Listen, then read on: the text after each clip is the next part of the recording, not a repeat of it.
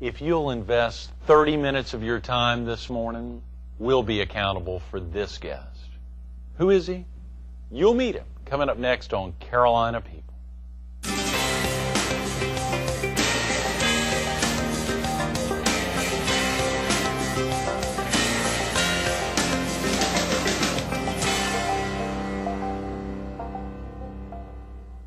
Good morning. Welcome to Carolina People. This morning we're at grassy granite and marble on the frontage road off Highway 544 between the Intercoastal Waterway and South Carolina 31. We're visiting with the chairman of Corner Cap Investment Council of Atlanta and Charlotte, Gene Hoots.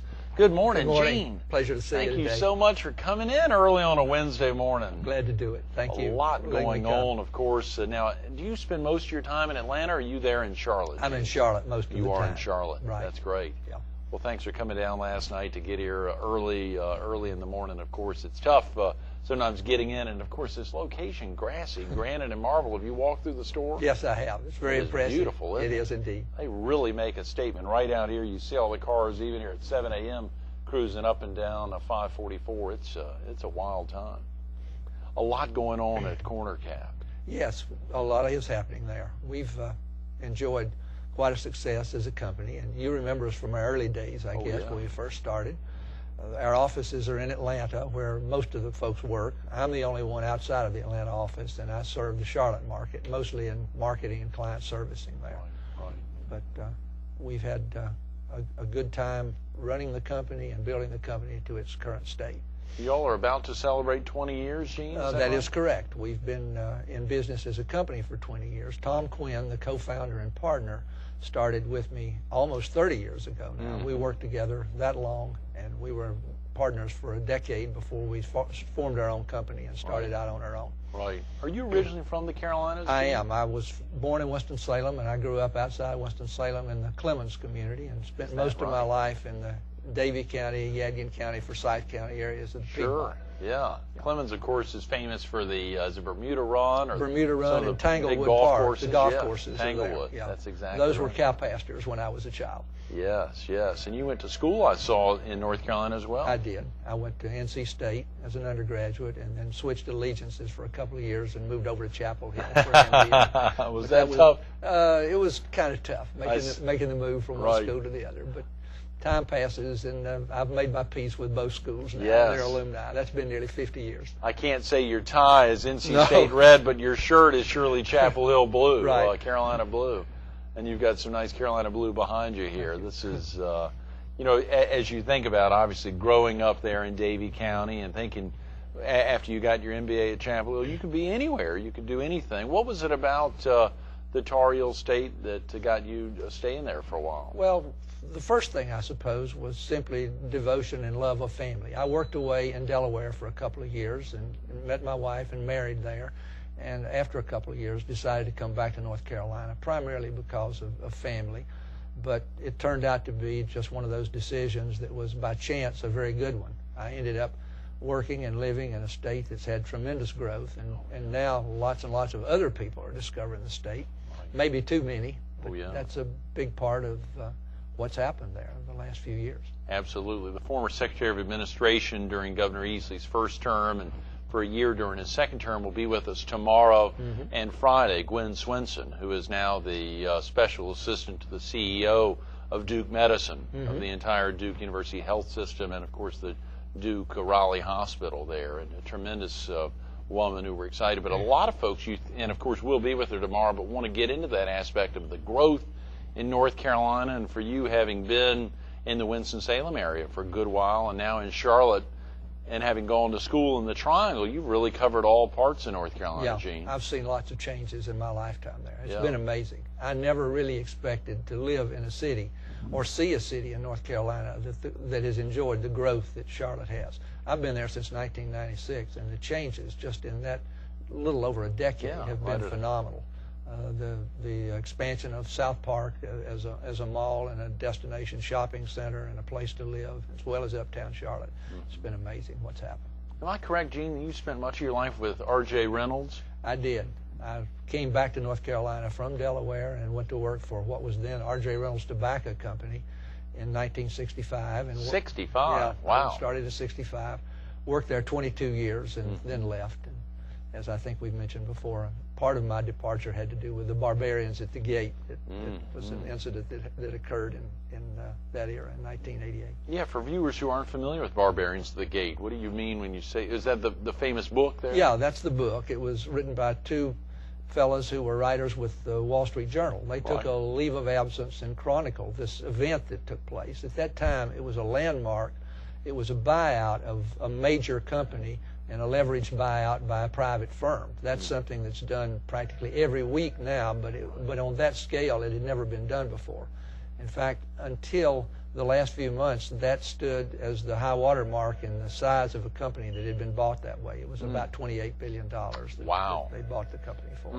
And it was quite a traumatic event for Winston-Salem to see a hometown company for something like 125 or 30 years be dismantled and hauled away. And that's hence the name, the Barbarians at the Gate. Right, right. What were you doing at RJR, Gene? I worked in my early career there in finance, doing project management, mostly financial analysis of companies that we were going to buy or individual projects. And then after a decade doing that, by chance, I moved over into the work of investments and got involved in running the R.J. Reynolds pension funds. That turned out to be an interesting assignment for me. In fact, it set the path from the rest of my life's career. But at the time, it was something that just came up almost by accident. As so many important decisions in our life do come, it just was totally out of the blue. In fact, I had planned at that point, and this was in 1976, I had worked 14 months on an acquisition that Reynolds was making in the oil business. We bought an oil company in Texas, and my plan was to leave Winston-Salem and move to Houston and be a Texas oil man and make a fortune out there. As it turned out, of course, the timing could not have been worse. I didn't get to go. They didn't let me have the job, and they sent me back to Winston-Salem. And 4 years later, the oil market in Texas collapsed as it did worldwide. I'd have been one of a large number of people walking around Houston without a job. So instead, I went back to Winston-Salem, was there a few months, and they offered me the job of running the Reynolds Pension Fund. It really wasn't much of a job, but it shows you, I think, a great illustration of what happened in the financial services business in America at that time. When I took over that fund at RJR, it had about $200 million in it, which may sound like a lot of money to most of us, but as individuals, but of course that's a pittance in the world of investing. And in the decade that I was there, Reynolds made acquisitions, the laws were changed so that pension funds had to be funded more fully. The company had to put lots of money into the fund, and the result was that over that 10-year period, that fund grew from $200 million to $4 billion worldwide. No way. There was a 20-fold increase in 10 years.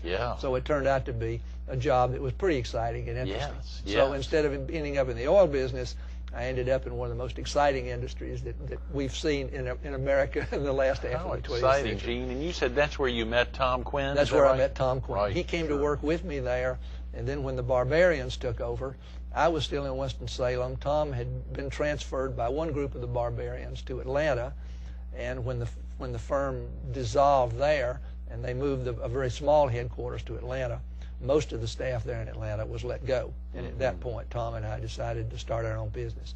We'd been managing the pension fund, the assets of the Reynolds plans, and we figured if we could do it for R.J. Reynolds, we could do it for other people, and that's when we set up Corner Cap. So that is how Corner Cap really began? That is how Corner Cap began. What exactly does Corner Cap do when we see investment counsel, for instance? Our job is managing individuals' money. We focus not on the institutional market. We would not typically manage money for giant corporations. Our market tends to be individuals who have come into money either by selling a business, by leaving a company with a huge 401k that they want to manage themselves, or somebody who's simply built a portfolio over the years and decides at some point they don't want to manage it themselves anymore. So we focus a lot on the management of those assets.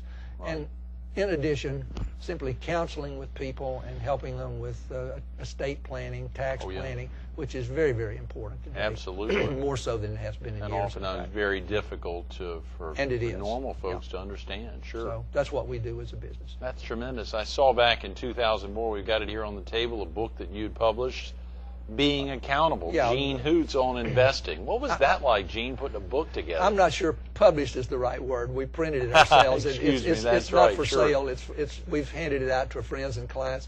I put that together because of my disturbance at what I saw in the market in 2000 when the Right. dot-com bubble came along. We, like I think most good investors, tend to be conservative, long-term focused, Right. and I saw the world just getting carried away with this dot-com business. Oh, yeah. In 1998, 1999. You saw it then. Oh, most of these things, of course, go on much longer than anybody in the business ever thinks they will. And it extended way beyond what we would have expected. And it was after that that I wrote a book because I wanted to convey to people my thoughts and my disturbance at the time over people's attitudes. And in being accountable, I take the position that so many people in that time got caught up with real greed on their own part, and yet when it was all over and they lost money, they looked around and said, gosh, I never dreamed that I could lose money like this, and I don't know how this happened, but it certainly isn't my fault. I'm not accountable for it, and somebody's going to pay whoever they could find to blame it on. And that's not the way business works, and it's not the way the world's supposed to work either. No, no. We heard a lot about, obviously, here on January 21st on the celebration of Dr. Martin Luther King Jr. when the Congressional Black Caucus Institute, the folks who were in town with the Myrtle Beach Area Chamber of Commerce putting on the big Democratic debates on CNN. Yeah. And to see that, you think about being accountable now in the same way you discussed the dot-com boom and bust. I mean, the idea, obviously, of some of the issues that are impacting our current financial institutions with whether it's subprime or otherwise. Any thoughts on that right now? Yeah, Gene? we've got, we're in an environment where this has occurred, the subprime market. I just read a book this summer that made a great impression on me, quite an impact. It's a book called The Black Swan, and it deals with the idea that all major events in history and major turning points in finance or any other field are virtually unpredictable. They just pop up out of the blue someplace, and that's true in the financial world. The subprime was a black swan.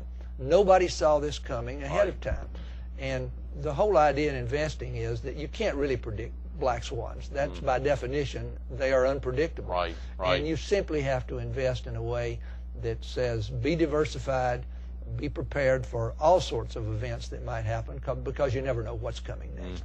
And that's about all you can do. And that's our thought. And in this, we talk about the need to just be long-term investors, to be accountable to yourself. And you talked about some of the other issues that the politicians were talking about here. I talk about a couple of those in the book that I feel very strongly about.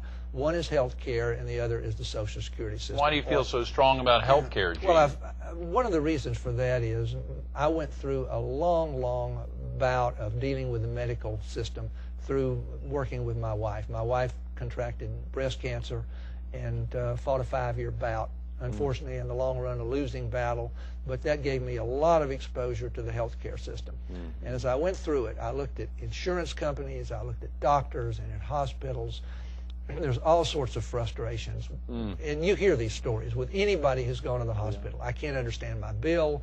I don't know what's going on here. I can't understand what my doctor's saying to me. And I've come to the realization again that my take on it was, again, in being accountable, the largest part of the problem lies not with the insurance companies, not with the doctors, but with us as citizens expecting more from the healthcare system than it's going to be able to deliver us. People are always looking for something for nothing. And we hear a lot of that about the healthcare system. Ultimately, somebody's going to have to pay. And I got an exposure to that. One of the doctors that I talked with made a very good point about whatever healthcare system we choose. And I think people ought to always bear this in mind in the healthcare, and it's probably good advice in anything you look at.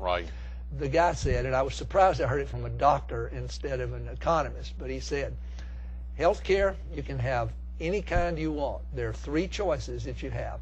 It can be cheap, it can be fast, or it can be good. Pick any 2. You can't have all 3. And I think our problem with our healthcare system is we're looking around and saying, give us all 3. And you just can't have all 3. Cheap, fast, and good. Yeah, you got to have 2 out of the 3. You Two can't out have of all three, 3. Not all 3. Yeah. Those are great words, and of course you've taken some great ideas and even expounded on them. Even that idea from the Black Swan. Are there anything that you would add to that you picked up in the book this summer? If you were providing words of wisdom. Well, one of the things that came out of that is, and I think he's right, from our own 30 or 40-year observation and looking at the investment world, you just have to accept that big events are going to be, by definition, unpredictable. The things that really make an impact, nobody ever dreams are going to happen. This is true in investments. So don't worry about trying. Just start to develop a steady course for the long run in investing, and stay with it. Things that have happened over the last month or two in the market, in the last 6 months, have disturbed a lot of people. These things are going to happen from time to time. There's no way around it.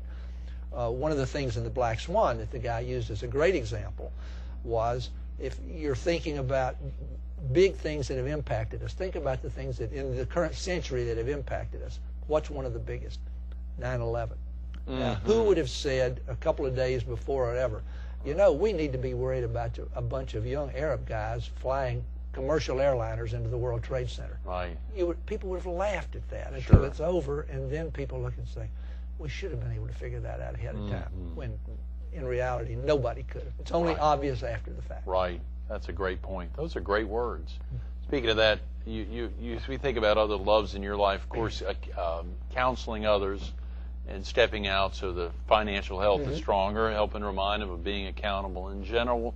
You've got some great loves in life, Gene. What are some of those as we think about the Middle East? I think I saw in highlighting a little bit of your life as we segue. We got about 7 or 8 minutes. Okay. Well, real quickly, of course, you talk about loves in your life. My family has been very, very important to me over the years, and I have 2 children. I have a daughter who has given me 2 wonderful little granddaughters. And she's more of a traditionalist who's married to your daughter Holly. Holly and Holly Quinn, and she's married to an entrepreneur who's been quite successful in Charlotte with his businesses. Yeah. And she's the traditionalist. Her younger brother Charles is far from a traditionalist, and you mentioned the Middle East. He married a young lady from the Middle East who's from Yemen.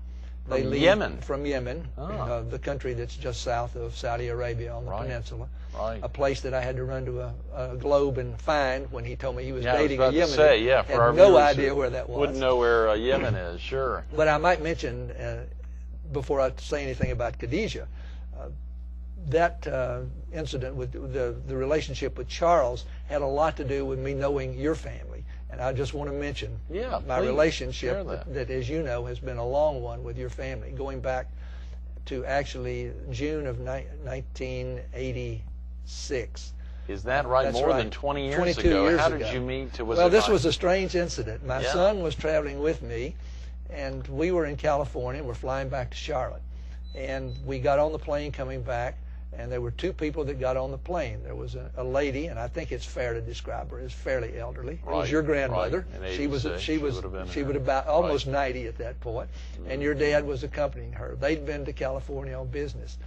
So Charles, my son, sat beside your grandmother. I sat beside your dad. We struck up a conversation from L.A. to Charlotte, and we've been good friends ever since. That's right. In fact, I might point out, 4 years later, we stayed in touch. Your dad was on the court in Washington at that point. Sure. And in that 4 years, my son went to college and at American University, met Khadijah Al-Salami, whom he ended up planning to marry. And when I mentioned it to your dad said, well, I'm still on the court, and if they're married before I leave the court this fall, I'd like to perform the marriage ceremony. So he did, and they were married there in his court. I remember. And it was a marriage, it was a wedding that I always have thought would have been about as inspiring as signing a deed if it had been done with a typical justice of the peace or judge someplace. Your dad made it into a very memorable occasion. As I recall, you were there and attended the wedding. Yes, absolutely, very definitely. I do remember that. And then all sorts of things happened. Ironically, this American had just married a Middle Easterner, and they were married in the morning. We went out, went to a wedding lunch, which you and I attended, And we heard in the car, that was August the 2nd, Right. that Saddam Hussein had just invaded Kuwait. That's exactly that right. very hour, Right. That's he had exactly invaded. right. So I've here we seen have that. a young American married to a Kuwaiti woman, Right. and Americans were totally persona non grata in, Oh, yeah. I said Kuwaiti, but Yemeni woman, sure. Americans totally unwelcome in Yeah. Yemen at that point in time. So it started off with a rocky marriage for them. And they Didn't overcame. slow anything No, down. they overcame those obstacles. And They're almost 20 years into their marriage They are. now, and Yeah, their they are. 18th year Yeah. going into, which is tremendous. they moved to Paris, built a life there.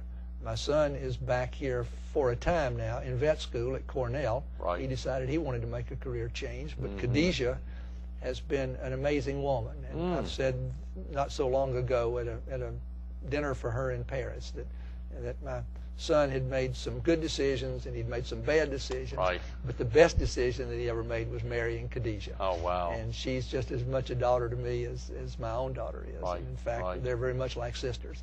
Now that Charles is not in Paris, but is spending at least a good bit of time in Ithaca, New York, have you all been able to see each other more? Some, but no are you more. still traveling to Paris? Right. Travel is one of the things that I love to do. And, You don't and mind. I used Paris and them. I used them as an excuse to go to Paris every Right. chance that I could. So I've been there at least once a year since they've been married, and That's sometimes 3 or tremendous. 4 times a Oh, year yeah, I get sure. over there. I do some business there. How exciting, And, Gene. she is. I want to say a word about her because Yeah, she please is. do. She is an amazing person. In what way? Well, Khadijah is a product of course, a Middle Eastern society where women have no accepted role.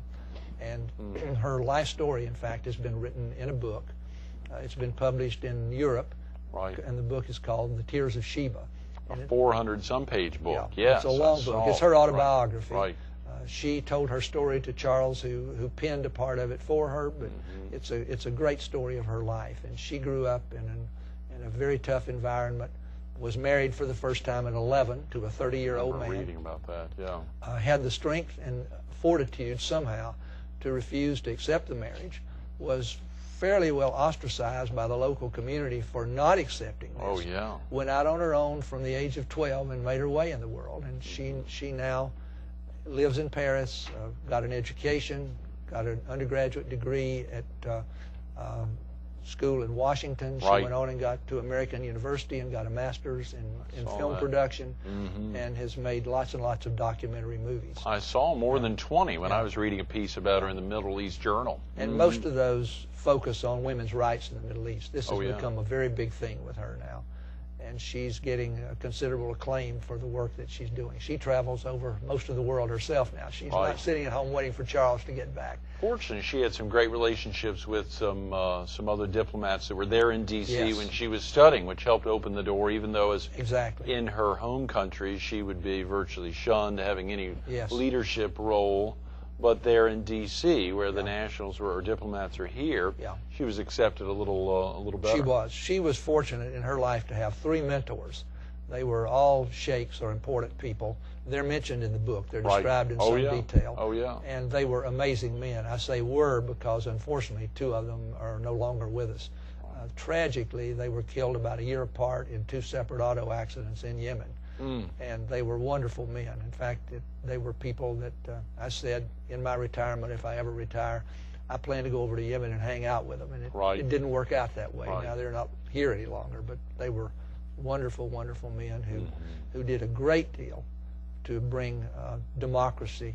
They, as young army officers, as you may know from the book, Right. they led a coup that overthrew the imam or king in Yemen and established a democracy there. And they did that when they were 21 or 22 years old. It was amazing to think of what they had accomplished. Very definitely. Golly, Gene, well, you know, so much as you think about that, and obviously your daughter and son-in-law and granddaughters there in Charlotte, where you are, and having a son and daughter-in-law in Paris that are really an international couple, and of course with Charles now spending time there in New York, it's pretty amazing. Well, they continue to expect to be international. Their tentative plans are, depending on how the world goes, to perhaps move to Dubai and practice. He might practice veterinary medicine there. That's one of the more up-and-coming parts of the world at the moment. Dubai. Yes, that Well, they is. have Middle East contacts. Of course. And, that's they speak the language, so wouldn't be a big problem for them living there. So, what are your plans going forward, Gene? well, my plans are to continue to work as long as I can. Right. I love serving my clients and working with them.